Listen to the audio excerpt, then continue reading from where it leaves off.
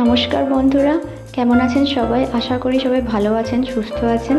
আজকের ব্লগটা কিন্তু খুবই স্পেশাল। দেখতেই পাচ্ছেন, এটা শ্রমণের বার্থডে ব্লগ। ওর কেক কাটিংয়ের একটা ভিডিও শেয়ার করছি আপনাদের সাথে। এই 6 জুন ওর 2 ইয়ার্স কমপ্লিট হলো, তাই ঘরোয়াভাবেই একটা ছোটো মতন অনুষ্ঠান করেছিলাম। এখানে দেখতেই পাচ্ছেন সবাই, কেক দেখে ও কিন্তু খুবই খুশি।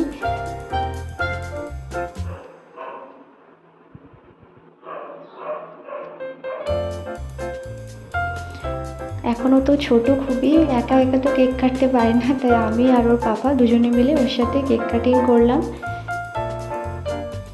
আর এই ছোট্ট সেলিব্রেশনটাতে কিন্তু ওর ঠাম্মি, ঠাকুরদা, ওর দাদু, দিদা এসেছিলেন। আর আমাদের ল্যান্ডলর্ড যিনি, তারাও ছিলেন। ওদের কথা না বললেই নয়। আজকে আমি যেটুকু করতে পারছি, বাচ্চা নিয়ে একা কিছুই করতে পারি না সেই রকম, কিন্তু ওরা এতটাই হেল্পফুল, এতটাই আমাকে হেল্প করে যে আমার সত্যি বলতে গেলে অতটাও অসুবিধে হয় না। নাহলে একা বাচ্চা নিয়ে থাকাটা যে কতটা কষ্টকর, সেটা ওরা যারা এটার ফেস দিয়ে গেছো তারা ঠিকই এটা ভালো করে বুঝতে পারবে। তাই এই ভিডিওর মধ্যে দিয়ে আমি তো ওদেরকে সত্যিই আমি থ্যাংক ইউ বলতে চাই। এখানে দেখো কেক কাটিং হয়ে গেছে, আমরা একটু একটু করে ওকে খাওয়াচ্ছি। কেকটা কিন্তু খুবই পছন্দের ছিল, নিজে দেখো বারবার খেতে যাচ্ছে। এই যে দেখো এখানে কি সুন্দর ক্ল্যাপ করছে ও।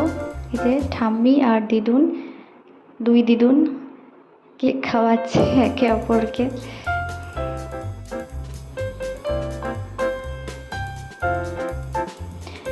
এখনও তো ওর 5 ইয়ার্স হয়নি, তো আমাদের নিয়ম আছে 5 ইয়ার্স না হলে কিন্তু খুব একটা বড় করে করতে নেই, তাই একদম ছোট করেই করেছিলাম।